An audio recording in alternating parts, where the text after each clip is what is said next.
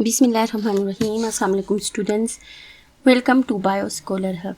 आज हम पढ़ेंगे चैप्टर 1 की exercise full MCQs and short questions. तो चलिए आज का लेक्चर स्टार्ट करते हैं। एक्सरसाइज MCQs देख लें। सबसे पहले है the study of function of various organs of organisms is called physiology. हमें पता है study of function of various organs को फिजियोलॉजी कहते हैं। Number 2, histology is the microscopic study of tissue. Histology क्या है? स्टडी ऑफ टिश्यू है। पैलियोंटोलॉजी हमने ब्रांचेस में सही से पढ़ा है। Palaeontology is the study of fossils. C option इसका करेक्ट होगा। The other name of environmental biology is ecology. Microbiology is the study of micro organisms. इन ऑप्शंस में देखें माइक्रो ऑर्गेनिजम्स आएगा। If a scientist is studying the method of inserting human insulin gene in bacteria, which branch of biology में this be? तो ये हमारा branch होगा biotechnology, क्योंकि बायोटेक्नोलॉजी में ही टेक्नोलॉजी को यूज़ करके प्रोडक्ट्स बनाते हैं।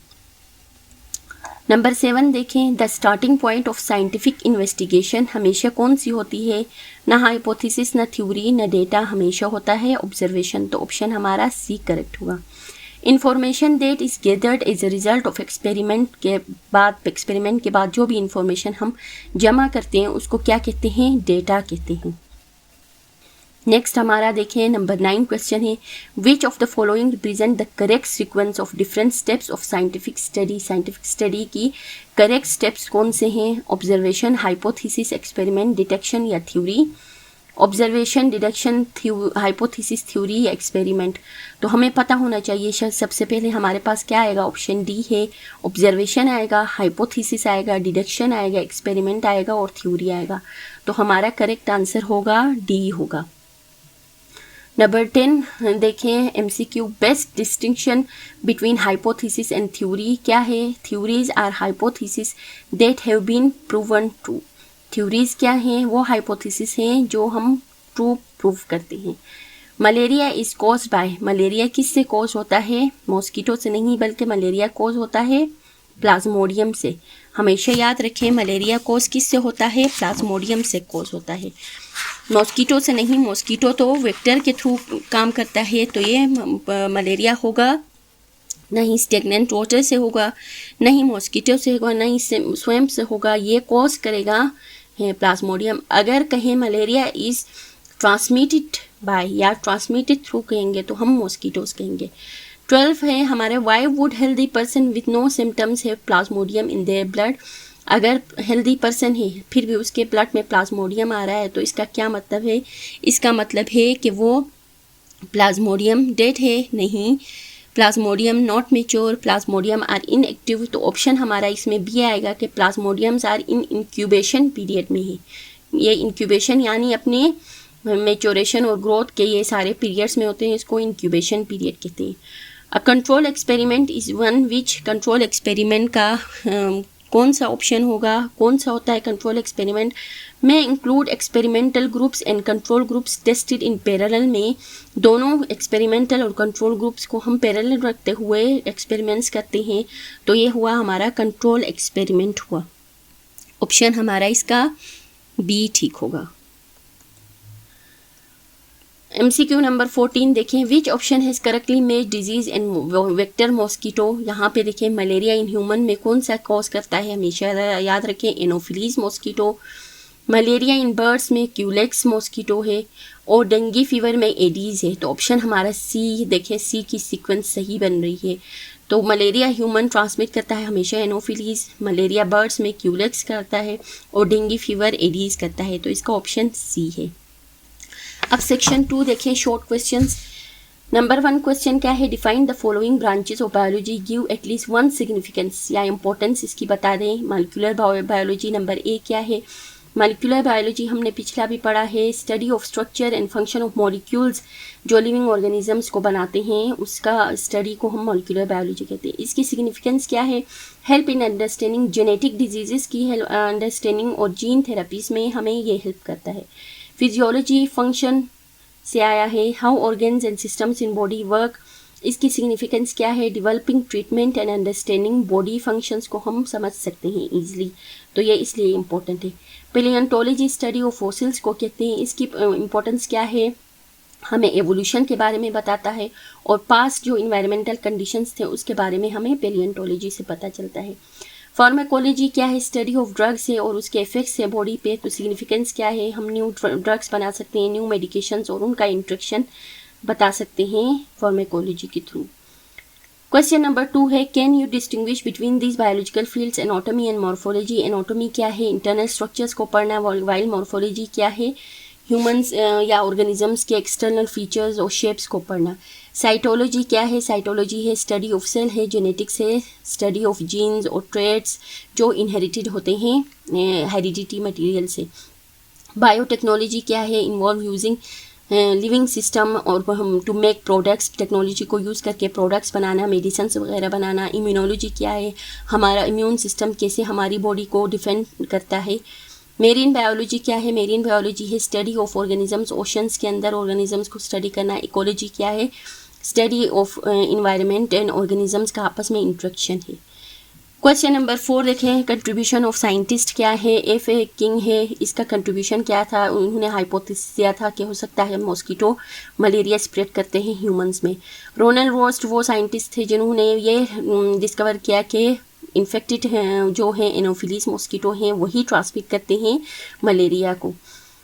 लेरवन क्या है, उन्होंने ये फिजिशियन थे फ्रेंच, उन्होंने आइडेंटिफाई किया कि प्लाज्मोडियम ही पैरासाइट्स हैं जो ये डिजीज़ मलेरिया की कॉज करते हैं। ये था इनका contribution. Number 5, qualitative and quantitative observations क्या है। क्वालिटेटिव में हमारे पास क्वालिटी आएगी, क्वेश्चन में जो दिए हैं, कलर ऑफ गेट है, ब्लैक और टेबी है, शेप ऑफ लीव है, क्लाइमेट ऑफ डेजर्ट है, हॉट या एरिड है, सॉन्ग ऑफ बर्ड मेलोडिक है, हाई पिच है, ये हमारे क्वालिटीज़ आएंगे। क्वांटिटीज़ में हम नंबर्स देखते हैं, हाइट ऑफ जिराफ है, वेट ऑफ मैंगो है, बॉडी टेम्परेचर है, वॉल्यूम ऑफ ब्लड है और स्पीड ऑफ टाइगर, ये नंबर्स में दिए गए हैं, हमारे पास क्वांटिटी आएगी। Hypothesis about effects of covid, question number 6 क्या है, vaccination of covid can reduce severity of complications in case of infection. ये हाइपोथेसिस है, क्या ये ट्रू हो सकता है या फॉल्स हो सकता है, तो ये फॉल्स भी हो सकता है, ट्रू भी हो सकता है। ये फॉल्स इसलिए हो सकता है क्योंकि ये हाइपोथेसिस हमेशा कोई फाइनल टेंटेटिव डिसीजन नहीं होता, ये टेस्ट से हम इसको फॉल्सिफाई भी कर सकते हैं। अगर ये ट्रू हुआ तो इसका मतलब ये है कि हमने इसको लॉजिकली प्रूव किया है कि देखा है कि जो वैक्सीनेटेड इंडिविजुअल्स हैं कोविड-19 के, उनको सिम्टम्स कम उनको सिम्टम्स होते हैं as compare to those who are unvaccinated. तो ये हाइपोथेसिस ट्रू भी हो सकता है, फॉल्स भी हो सकता है। फॉल्स हुआ तो इसलिए और ट्रू हुआ तो इसलिए। नेक्स्ट हमारा क्वेश्चन नंबर 7 देखें, why it is impossible to eradicate malaria. Malaria को ख़त्म करना क्यों मुश्किल है, क्योंकि ये ग्लोबल चैलेंज बन गया है, क्योंकि बायोलॉजिकल परसिस्टेंस है, मलेरिया पैरासाइट्स हाइड होता है ह्यूमन लीवर के अंदर, रिमोन डोरमेंट रहता है और डिफ़िकल्ट टू डिटेक्ट और ट्रीट होता है। इसके अलावा वेक्टर्स जिसके मॉस्किटो हैं वो मॉस्किटो को कंट्रोल करना मुश्किल है, क्योंकि बहुत सारे कंट्रीज़ में बहुत सारी कंडीशंस ऐसी सीवियर हैं, अनहाइजीनिक कंडीशंस हैं, जिसकी वजह से मॉस्किटो आसानी से ब्रीड और प्रोड्यूस हो सकता है, जिसकी वजह से मॉस्किटोज़ ही वेक्टर हैं। रेजिस्टेंस है, इसके अलावा ड्रग्स रेजिस्टेंस है, ड्रग वो जो डिजीज़ के लिए हम इस्तेमाल करते हैं वो ड्रग इनइफेक्टिव होता है, जिसकी वजह से भी ये मलेरिया को इरेडिकेट करना मुश्किल है। क्वेश्चन नंबर 8 देखें, why use word vector for mosquito, because they carry and transmit disease like malaria, disease को वो कैरी करते हैं, इसी वजह से हम उसको कहते हैं vector. What is the name of organism which transmit malaria disease in animals in man in birds में कौन सा ऑर्गेनिज्म है, वो है प्लाज्मोडियम है। What was the main purpose of experiment by Ronald Ross, the purpose was to show the mosquito spread malaria. Purpose क्या था उसका, पर्पस ये था कि मॉस्किटो ही मलेरिया कॉज करता है, ये शो करना। क्वेश्चन 9 है, why did Ronald Ross not allow in mosquitoes to bite healthy person, क्योंकि ये एथिकल और मेडिकल कंसर्न्स के मुताबिक नहीं था, इसीलिए उसने ये हेल्थी पर्सन को बाइट नहीं करवाया, बल्कि उसने एक्सपेरिमेंट्स किए बर्ड्स पे। क्वेश्चन 11 है, what is the most appropriate first step of students to initiate investigation into factors affecting salivary amylase activity पे कौन से फैक्टर्स अफेक्ट करते हैं, इसको स्टडी करने के लिए, इन्वेस्टिगेट करने के लिए, रिसर्च करने के लिए स्टूडेंट्स का फर्स्ट स्टेप क्या होगा? तो हमें पता होना चाहिए कि किसी भी इन्वेस्टिगेशन या स्टडी का फर्स्ट स्टेप हमेशा क्या होता है? हाइपोथेसिस, उसके बाद हमारा होगा ऑब्जर्वेशन होगा, उसके बाद हाइपोथेसिस ऑब्जर्वेशन होके उसने अपना क्वेश्चन बनाया तो हमारा क्या होगा? एक क्लियर हाइपोथेसिस बनाना कि हाउ स्पेसिफिक फैक्टर्स जैसे टेम्परेचर है, पीएच है, वो इफ़ेक्ट करते हैं या इम्पेक्ट करते हैं एंजाइम्स की एक्टिविटी को। क्वेश्चन 12 है, hepatitis B virus found in blood of 10% but only 6 were suffering. Blood 10% में शो हो रहा है लेकिन वो शो सिर्फ 6% है, बाकी 4% पे वो डिजीज शो नहीं होती है। क्यों? क्योंकि 4 इंडिविजुअल्स एसिम्प्टोमेटिक कैरियर, यानी कोई सिम्टम, एसिम्प्टोमेटिक मतलब कोई सिम्टम उन पे शो नहीं होता है लेकिन वो कैरियर्स हैं, वो हेपेटाइटिस बी वायरस को कैरी करते हैं। This occur because their immune system are effectively controlling the virus preventing it from causing active illness, यानी उनका इम्यून सिस्टम स्ट्रॉन्ग होगा और symptoms, even though the virus is present in their blood, symptoms भी appear नहीं हो रहे हैं हालांकि उनके ब्लड में वायरस मौजूद है। तो ये था हमारा एक्सरसाइज चैप्टर 1 का।